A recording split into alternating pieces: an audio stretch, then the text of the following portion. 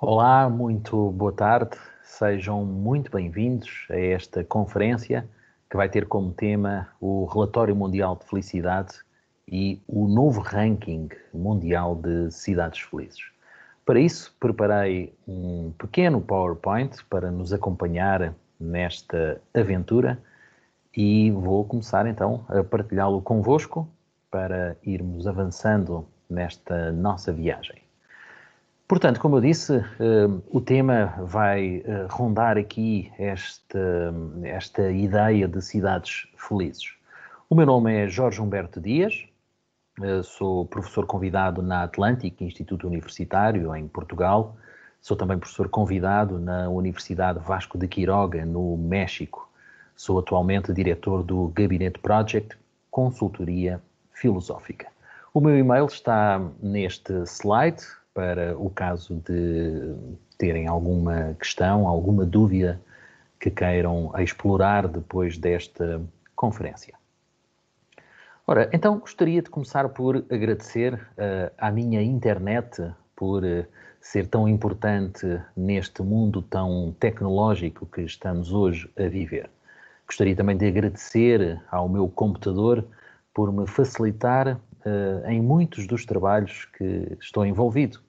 Gostaria também de agradecer ao teto da minha casa por me dar conforto e proteção, mas também segurança.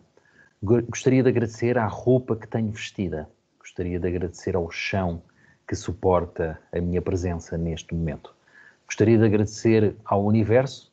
Gostaria também de agradecer à organização deste 7º encontro internacional sobre felicidade e bem-estar, organizado no Brasil. E depois de ter feito todos estes agradecimentos, no fundo o que eu estive aqui a fazer foi um exercício de gratidão. E segundo os estudos mais recentes, praticarmos exercícios de gratidão pode deixar-nos mais disponíveis, mais preparados, mais próximos da felicidade, não é verdade? E então há que fazê-lo todos os dias, se pudermos. Agora que eu já fiz o exercício, podemos então começar a instalar a felicidade na nossa vida, nas mais diversas dimensões. Obviamente que o mais importante é colocarmos aquilo que é positivo e retirarmos aquilo que é negativo. Posto isto, gostaria de apresentar-vos o nosso projeto de investigação. Perspectivas sobre a felicidade, contributos para Portugal no World Happiness Report das Nações Unidas.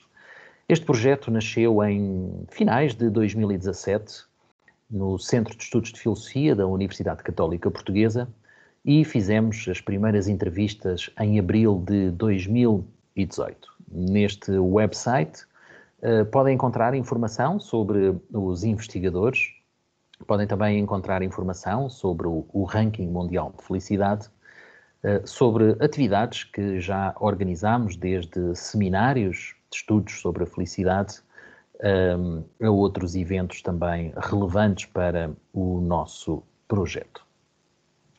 Os nossos eixos de investigação são 5. Dividem-se na investigação sobre a felicidade nas pessoas, a felicidade nas organizações, a felicidade nas cidades, a felicidade nos países e a felicidade na educação.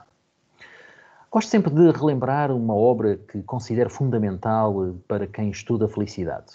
1987, o ano daquilo que eu chamo a Revolução Felicitária. O Júlio Marias, filósofo espanhol, escreveu esta obra com 387 páginas, mais coisa, menos coisa, La Felicidade Humana. E este filósofo espanhol tem aqui um contributo que eu considero decisivo para uma teoria da felicidade e para um diálogo aqui entre as várias áreas que é cada vez mais fundamental, sendo que a felicidade não pode nem deve ser exclusiva de nenhuma área científica. E o que Júlio Marias disse neste livro foi que a felicidade estava muito associada aos projetos de vida. E aí a ética poderia ter uma palavra importante a dizer ao fornecer indicações metodológicas muito importantes para que, em articulação com o amor, pudéssemos então chegar ao melhor possível. E a felicidade é uma dessas finalidades. Outra dimensão que eu gostava de partilhar convosco é uma dimensão de diagnóstico, também muito importante. E um autor que fez um diagnóstico que eu acho bastante válido foi Desmond Morris, em 2004. Escreveu este livro, A Natureza da Felicidade, e ele tem 4 apontamentos muito interessantes sobre esse diagnóstico, o diagnóstico da atualidade. Como é que a atualidade está a funcionar? 4 grandes características. A primeira é esta. Hoje a escravatura é paga, ou seja, nós não somos livres de não trabalhar. Nós somos praticamente obrigados a ter um trabalho e passamos muitas horas no trabalho, é um facto. Talvez por isso a felicidade hoje seja tão importante no local de trabalho. Mas esse é outro assunto que havemos de falar um dia. Em relação a esta questão da escravatura ser paga, é também aqui uma ideia que nos parece bastante pertinente, que é, nós não temos a liberdade suficiente para podermos ir mais além. E esse ponto é destacado por Desmond Morris. O segundo ponto do diagnóstico tem a ver com o facto de hoje parecer que a felicidade está apenas em pequenos momentos do nosso dia. Nós passamos a maior parte do dia no nosso local de trabalho, ou então a dormir. São 2 dimensões da nossa vida que nos consomem bastante tempo. E se não formos felizes no local de trabalho, então parece que apenas nesses momentos de final de dia, como a imagem que está no slide, nos faz apontar. Quem sabe uma caminhada com alguém que nós gostamos não possa constituir esses pequenos momentos. Mas parece-nos bastante pouco. Ainda assim, é uma fonte de diagnóstico bastante importante que nos deve fazer pensar. O terceiro ponto diagnóstico de Desmond Morris é que a vida tornou-se uma agressão ao cérebro. E, portanto, hoje é um desafio muito grande e esta informação está perfeitamente identificada pela Organização Mundial de Saúde. E, portanto, hoje temos que dar uma atenção muito forte a este tipo de questões. Sabemos que estamos no século da depressão, estamos no século do burnout, estamos no século do stress e, portanto, temos aqui já um conjunto de desafios suficientes para nos levar a refletir nas melhores estratégias possíveis para que isso não aconteça e para que possamos contribuir para um mundo melhor. Finalmente, o quarto ponto de diagnóstico de Desmond Morris tem a ver com o facto da política. A política devia ter como missão contribuir para a felicidade das pessoas. E, portanto, este é o diagnóstico de Desmond Morris que eu gostaria de partilhar convosco aqui como rampa de lançamento desta conferência. Em relação àquilo que é a visão de Morris, ele elaborou uma pequena escala também para nos passar aqui uma ideia importante, e que as pessoas otimistas são mais corajosas, são mais felizes e tiveram pais mais próximos ao longo da sua educação. Enquanto que as pessoas pessimistas parece que são menos corajosas, menos felizes e tiveram pais mais distantes ao longo do seu processo de educação. Posto isto, tentarmos aqui fazer de algum modo uma organização conceptual daquilo que é mais importante para percebermos como é que podemos organizar da melhor forma. Então, colocaríamos na base aquilo que é realmente mais básico, o prazer e as emoções, depois a realização profissional, depois o amor e a amizade e, finalmente, no topo, a felicidade e o projeto de vida. Se neste slide não ficou claro aquilo que eu disse, eu penso que no próximo slide vai ficar mais claro. Ora, vejamos.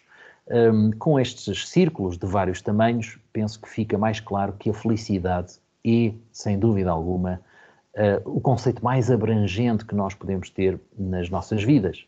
E, portanto, devemos dar-lhe a devida importância, a devida atenção. É isso que estamos aqui a fazer hoje, não é verdade? Quando falamos destas coisas, eu também gosto muito de usar a metáfora da polícia judiciária. Aquelas polícias de investigação que nos ajudam e que nos são tão preciosas quando nós temos um problema complicado e precisamos de ajuda.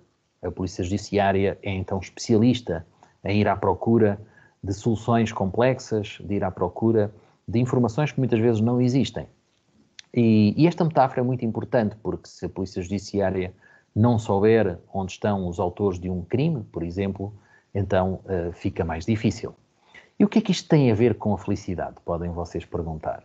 Tem tudo a ver com a felicidade. Se nós não soubermos o que é a felicidade, se nós não soubermos onde é que está a felicidade, se nós não tivermos uma noção clara da essência da felicidade, então fica difícil fazer um projeto sobre felicidade, fica difícil estudar felicidade, fica difícil ter uma cidade feliz, ter um país feliz e tudo mais. Ora, então, é em busca da definição de felicidade que vamos agora tentar aqui ver um pouco. Por isso, fomos para a rua perguntar para si o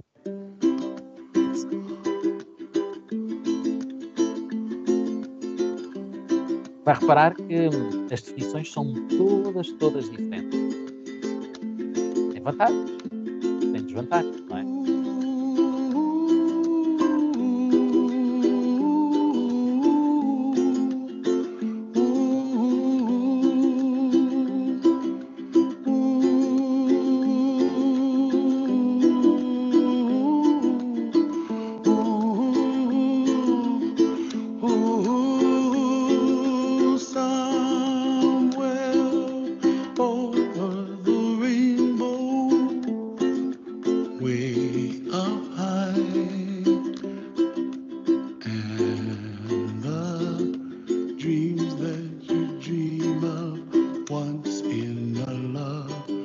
What do you think is happiness for you?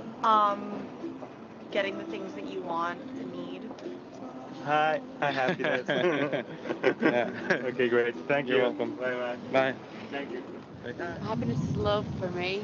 Love and laughter. Okay, have a happy life. Thank you. Hanging out with my friends, my family. I just won a contest and won some records, and he gets to go to a show because I live in England. But you know, that made me happy. Yeah. Okay, have a happy life. You Thank too. you. Bye bye. Could you tell us what is happiness for you? Happiness? Yeah. Well, I'm always happy anyway, you know. Yeah. Yes, we have nothing, you know. Life is, I enjoy life. And I don't know, I found cheap chapbooks today, which made me really happy. And I like hooping. That's happy.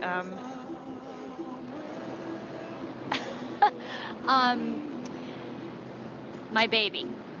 That's happiness right now. That's absolute happiness. And when she sleeps well, having lunch with friends and being able to read a good book. Could you tell us what is happiness for you? It's a, how to say, it's a state of mind, you know. You can be happy in any place, in anywhere you were. You know, it's how you feel about yourself and the things that is around you. You know, if you are comfortable with yourself, what you are, that's happiness for me. Helping people out. Oh, what is happiness? Just waking up every day, you know, and seeing the sunshine rise. That makes it actually a little better for everyone.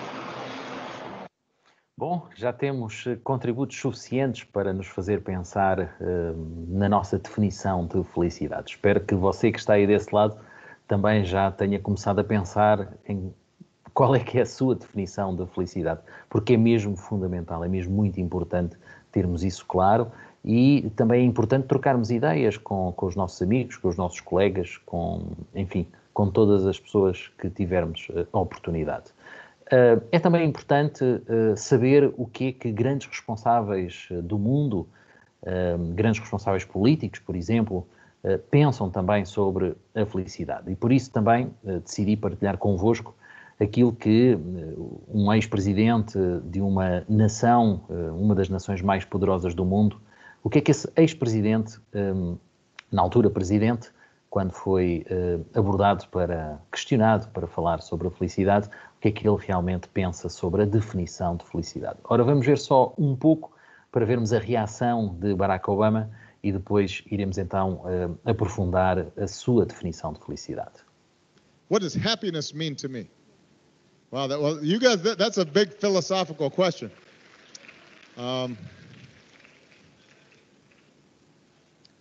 Well, You know, I mentioned earlier my family, and it really is true that the older I get, the more, you know, when I think about when I'm on my deathbed, I mean, I don't think about this all the time. I don't want you to think. I'm still fairly young. But when I think at the end of my life and I'm looking back, what will have been most important to me? I think it's the time I will have spent with the people I love. And so that makes me happy. Foi contributo muito interessante. Ora, o que nos chamou a atenção logo no início foi a primeira frase. Well, that's a big philosophical question. Está tudo dito, não é? É uma questão filosófica e das grandes. Portanto, aqui a dimensão filosófica foi perfeitamente identificada por Barack Obama. Depois vemos o ex-presidente dos Estados Unidos a fazer algumas pausas, sinal de que estava a pensar e de que estava efetivamente a fazer um esforço para dizer a sua definição de felicidade, a verdadeira definição de felicidade. Ora, depois de analisarmos todo o vídeo, chegámos à conclusão que para Barack Obama a felicidade tem 3 aspectos essenciais na sua definição. A primeira é que a felicidade é estar com as pessoas que ama. A segunda, felicidade é ser autêntico e íntegro. E a terceira, felicidade é ser consistente entre aquilo que acredita e aquilo que realiza. E até me recordo de um comentário que Barack Obama fez. Muitas vezes a articulação entre a autenticidade e a consistência pode muitas vezes levar à perda de amigos ou então àquilo que muitas vezes se chama à promoção de conflitos, que não são nada desejáveis. Portanto, há que ter aqui uma gestão muito grande para que isso não aconteça. Ora, não fazia muito sentido estar aqui a apresentar várias definições de felicidade e não apresentar a minha definição de felicidade.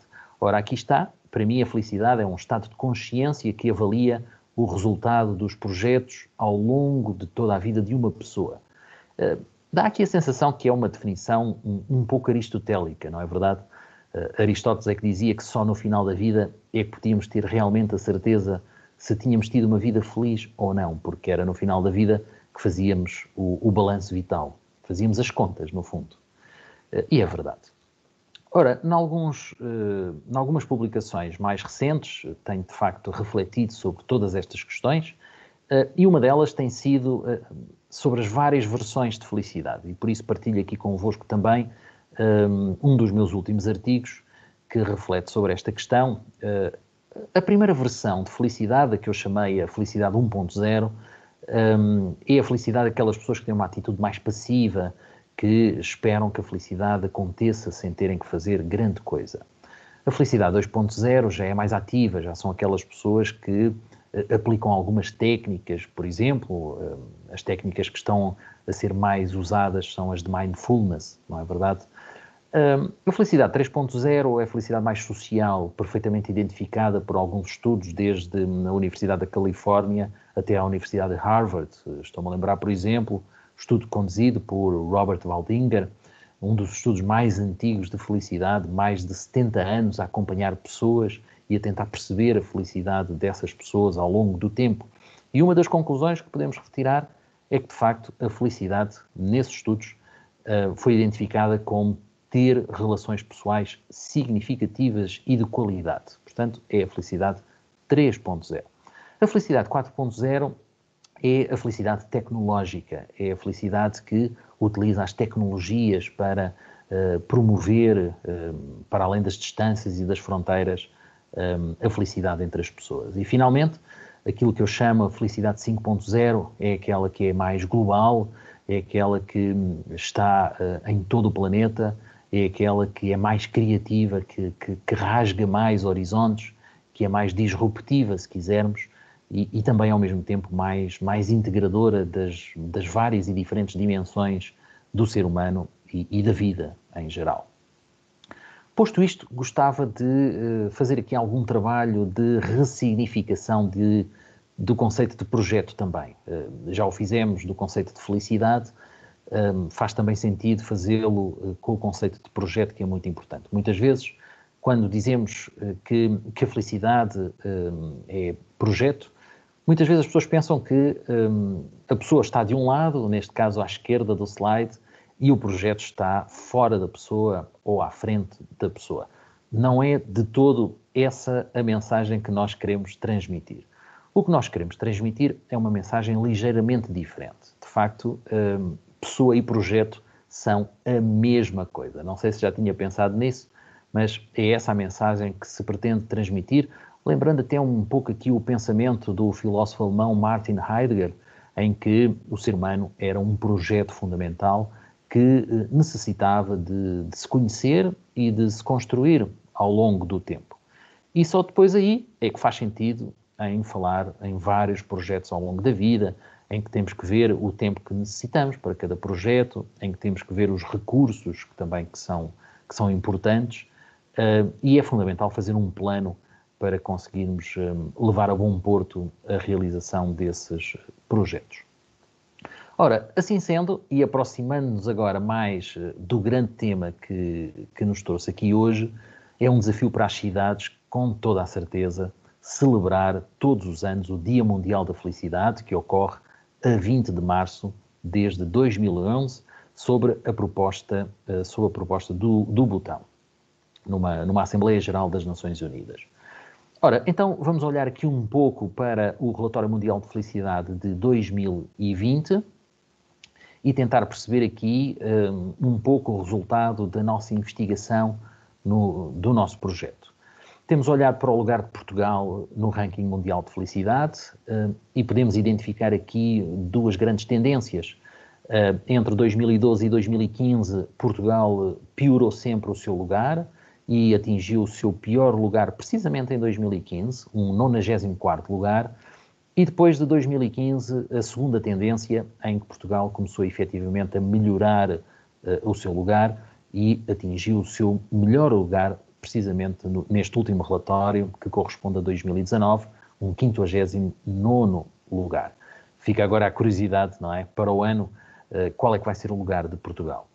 Olhando, então, para os vários critérios de avaliação deste ranking, num total de 156 países, em média, porque os relatórios não tiveram todos os mesmos países, o mesmo número de países, olhando então só para os critérios, o que é que nós vemos?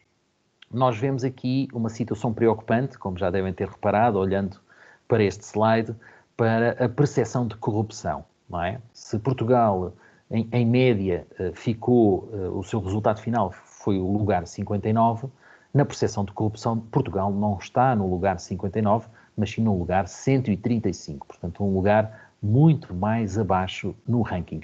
E, portanto, temos já aqui uma indicação de que é que Portugal deve fazer nos próximos anos. Deve trabalhar precisamente esta questão da percepção de corrupção. Fica então a ideia no ar para outras reflexões. Em relação aos países que ficaram em primeiro lugar, ao longo de todos estes relatórios mundiais de felicidade, a Dinamarca já esteve em primeiro lugar por 3 vezes, a Suíça em 2014, uma vez, a Noruega em 2016 uma vez, a Finlândia 3 vezes, precisamente nos 3 últimos anos. Curioso. Em relação aos países que ficaram em último lugar, temos o Togo, que ficou de 2012 a 2014, o Burundi em 2 anos, 2015 e 2017, a República Centro-Africana em 2016, o Sudão do Sul em 2018 e, neste último relatório, o Afeganistão em 2019. Se olharmos então para o mapa mundial de felicidade, poderíamos ser levados a pensar que a felicidade seria uma questão geográfica, porque parece que os países que têm ficado sempre em primeiro lugar são países do norte do planeta, não é? E os países que têm ficado sempre em último lugar são países do sul do planeta. Mas se nós pintássemos então o mapa, o resultado seria este e poderíamos facilmente perceber que não é uma questão geográfica, embora possamos encontrar uma boa parte do planeta na zona norte a verde. Verde é então, são então os países mais felizes do mundo e a vermelho são os países mais infelizes do mundo. Portanto, podemos encontrar, por exemplo, aqui em baixo, à vossa direita, um país a verde, não é verdade? Junto à Austrália, que é a Nova Zelândia, e também podemos encontrar no norte do planeta países com a cor vermelha, como por exemplo a Rússia. Ora, então, avançando, podíamos facilmente concluir que não há uma articulação direta entre os países que estão em primeiro lugar no ranking do PIB e os países que estão em primeiro lugar no ranking da felicidade. E essa conclusão não é muito difícil de retirar, basta analisarmos os dois rankings. Ora, posto isto, entramos no ranking mundial de cidades felizes e foi pela primeira vez este ano, no relatório de 2020, e Lisboa, a cidade portuguesa, que ficou no lugar 101, num total de 186 cidades. Portanto, ficamos aqui com a ideia de que o lugar da cidade de Lisboa é pior do que o lugar de Portugal como país. Em relação às outras cidades, ainda temos muitos espaços por preencher, porque ainda só tivemos um relatório, já tivemos muitos mais relatórios em relação aos países. Portanto, Helsínquia foi considerada a cidade mais feliz do mundo, ficou então em primeiro lugar. Em último lugar ficou Cabul, precisamente a cidade do Afeganistão. E aqui há até uma coincidência interessante, não é? Entre os primeiros lugares. Finlândia, Helsínquia, Cabul, Afeganistão, portanto, cidades e países coincidem. Mas esta coincidência não é extensível às outras cidades e aos outros países. Foi uma coincidência, de facto, interessante. Ora, então, vamos entrar no relatório de 2017 e perceber, ou melhor, no relatório de 2020, 2017 foi outra temática, começou a haver algumas reflexões pertinentes, mas 2020, capítulo 3, é onde podemos encontrar esta reflexão sobre o ranking mundial de cidades felizes. Então, é para esse capítulo 3 que nós vamos entrar agora. De recordar que todo este estudo que é feito no ranking mundial de felicidade, quer dos países, quer das cidades, utiliza o trabalho de investigação da empresa Gallup, que é uma empresa global de análise e consultoria que ajuda líderes e organizações a resolver os seus problemas mais urgentes. O seu CEO é Jim Clifton. Ele tem uma frase muito interessante no website da Gallup que diz: por que não ir mais longe, aprender mais e compreender melhor os bilhões de maneiras de viver uma vida que é a base da nossa missão. Ora, então, como podemos ver com este mapa, a Gallup já está, de facto, em praticamente 99% do mundo. E por isso tem sido muito utilizada neste tipo de estudos, porque o grau de confiabilidade e credibilidade é realmente bastante elevado. E, portanto, é com esse alcance que o ranking mundial de cidades felizes se baseou também para fazer a sua análise e a sua investigação.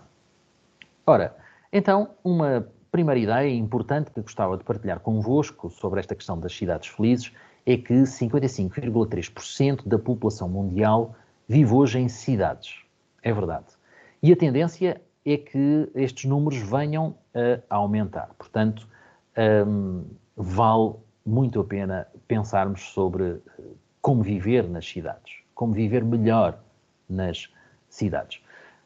E por falar em cidades, então, também devemos perceber aqui que o número de habitantes em cidades também tem vindo a aumentar. Se olharmos para este gráfico, que corresponde às cidades com mais de 1 milhão de habitantes, nós podemos ver que em 2000 estaríamos acima das 300, quase ali próximo das 400. Em 2018 já tínhamos ultrapassado as 500 e estima-se que em 2030 ultrapassemos as 700.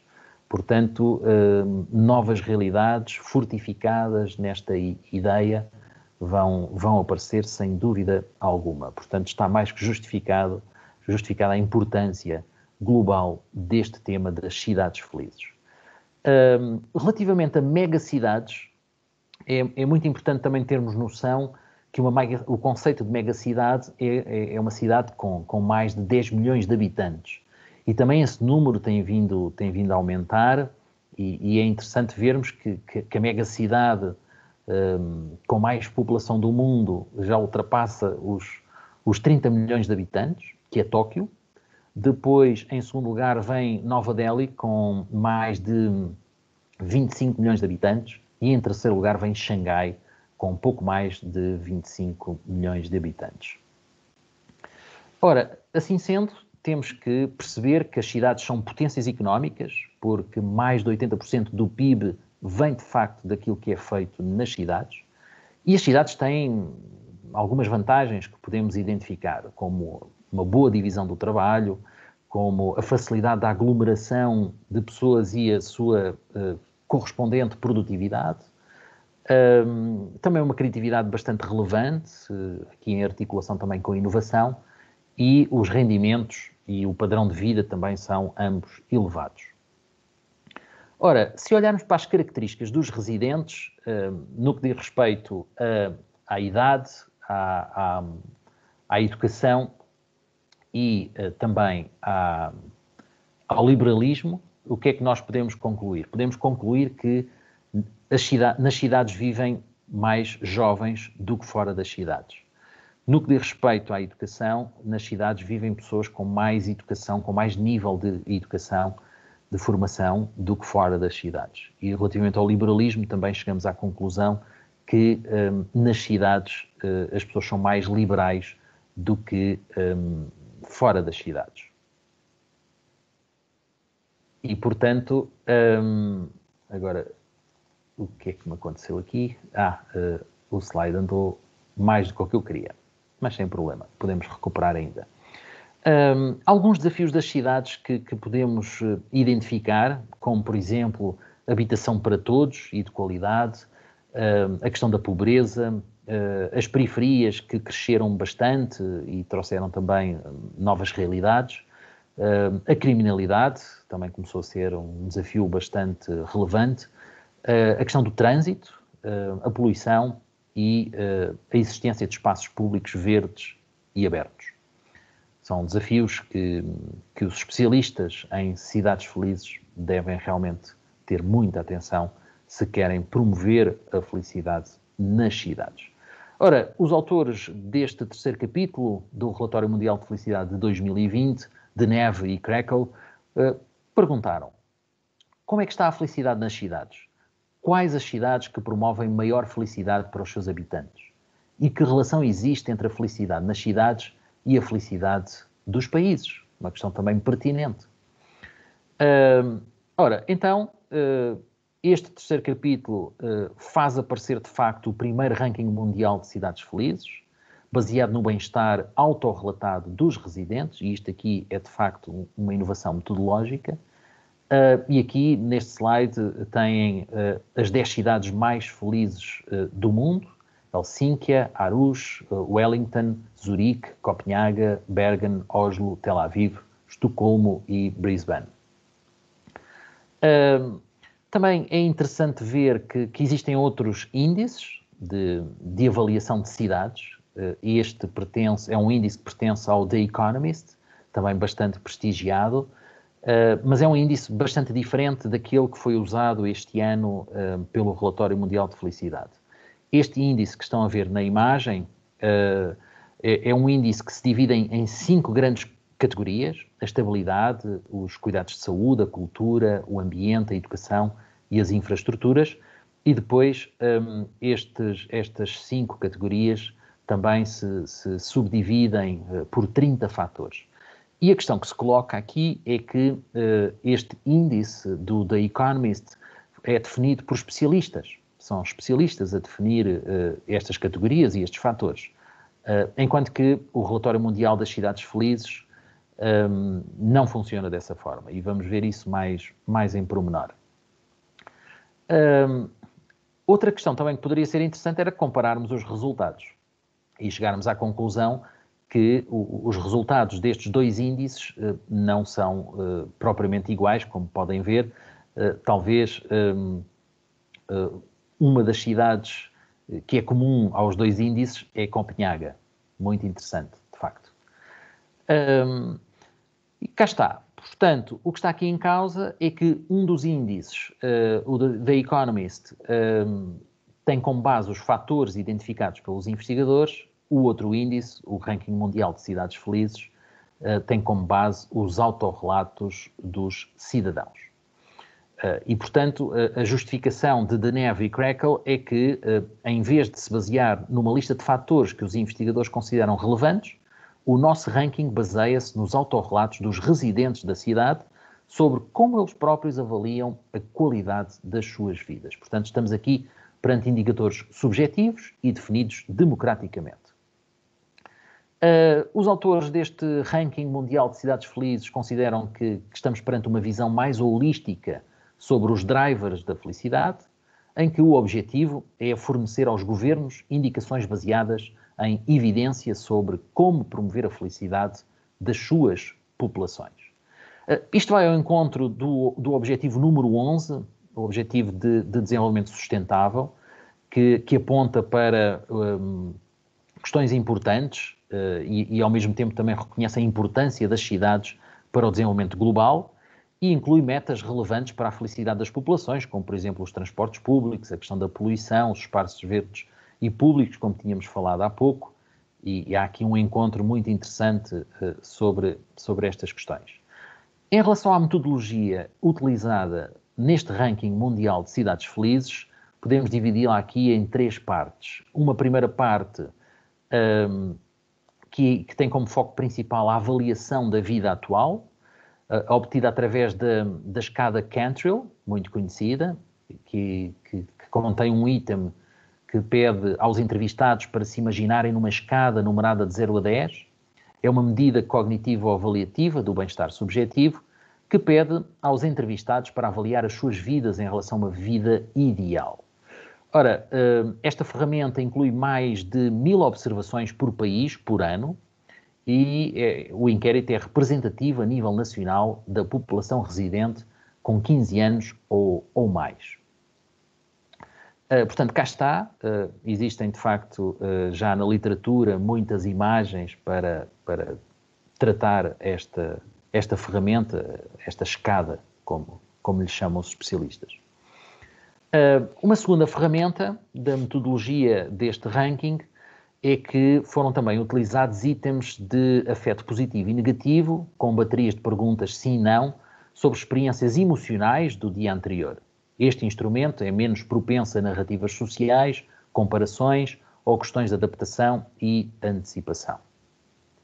Finalmente, uma terceira ferramenta, também deste ranking, é avaliar as expectativas sobre o futuro, fazendo perguntas sobre a qualidade de vida no futuro. Por exemplo, daqui a 5 anos, como é que as pessoas veem a sua vida no futuro. Portanto, esta metodologia da Gallup consistiu numa análise de um período de 5 anos, entre 2014 e 2018, e foi dada atenção aqui a um critério de que as cidades relevantes deveriam ter mais de 300 registros estatísticos. Relativamente à definição de cidade, enfim, é mais consensual, é que tem a ver com as áreas urbanas funcionais, com um tamanho X, com população residente e trabalhadora. Ora, em relação então ao primeiro ponto, a avaliação da vida atual, os resultados são conhecidos. As 10 principais cidades, Helsínquia ficou então em primeiro lugar, e podemos, de facto, retirar algumas conclusões. O que é menos conhecido é as cidades mais infelizes do mundo. Sobre isso não tem havido muita literatura, nem sequer na internet se encontra muitas referências. Portanto, estas são as cidades mais infelizes do mundo neste instrumento. Cabul ficou, então, em primeiro lugar nesta lista da infelicidade, ou seja, em 186, que é o último.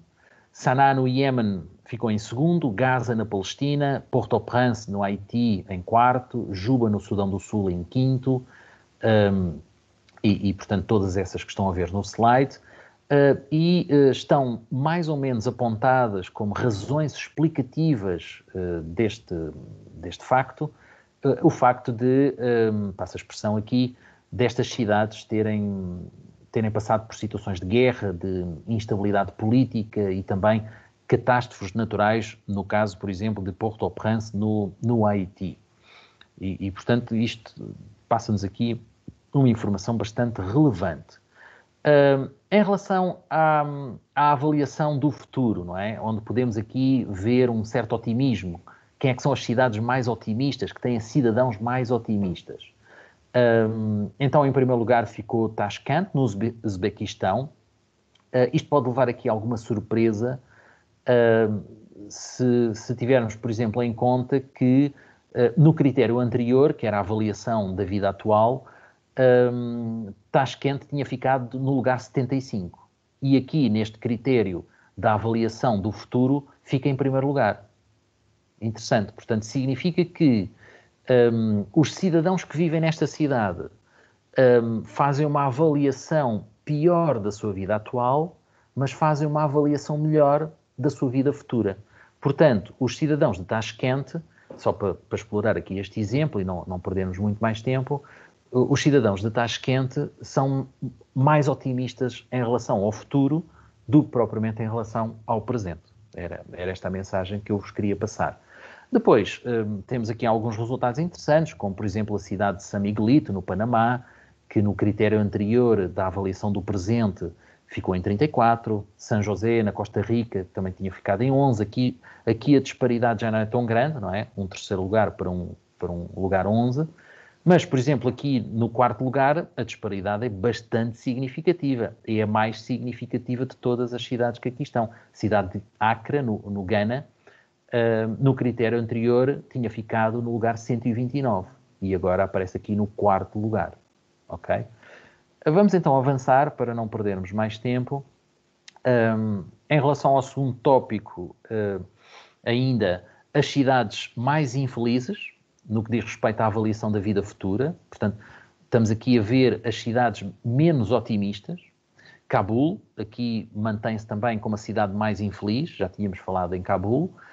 Gaza, na Palestina. Novamente Port-au-Prince, no Haiti. Beirute, no Líbano. Delhi, na Índia.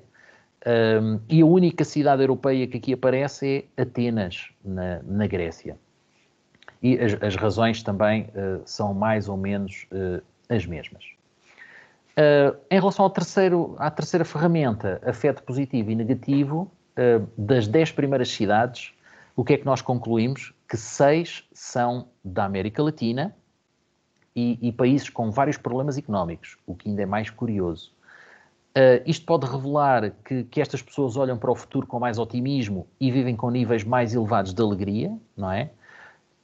E as causas podemos apontar, por exemplo, para relacionamentos familiares mais fortes, para um maior capital social e também para fatores culturais.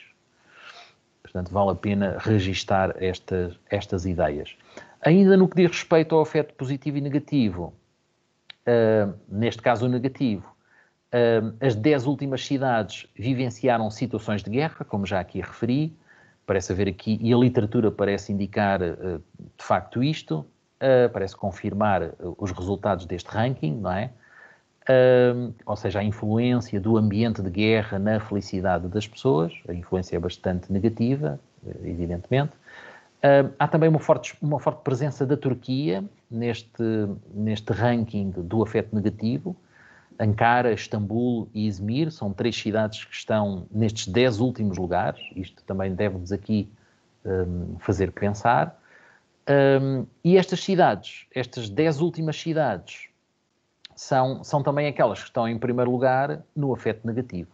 Portanto, as 10 últimas do afeto positivo são também as primeiras do afeto negativo. E está aqui uma relação forte que também merece atenção. Assim sendo, pode-se também perguntar como é que a felicidade das cidades mudou ao longo dos anos. E para isso foi necessário fazer uma comparação dos tais 5 anos que temos estado aqui a analisar, 2014, 2018, com os anos anteriores, entre 2005 e 2013. De recordar que a empresa Gallup foi precisamente fundada no ano de 2005 e, portanto, não há aqui nesta metodologia dados anteriores a 2005. A escala de 0 a 10, e aquilo que podemos identificar em relação a esta pergunta é que as cidades que mais mudaram estão em África, na Europa Oriental e na Ásia Central. Em relação então às cidades que mais mudaram, temos aqui algumas indicações interessantes. Abidjan, na Costa do Marfim, foi a cidade que mais mudou em todo o mundo.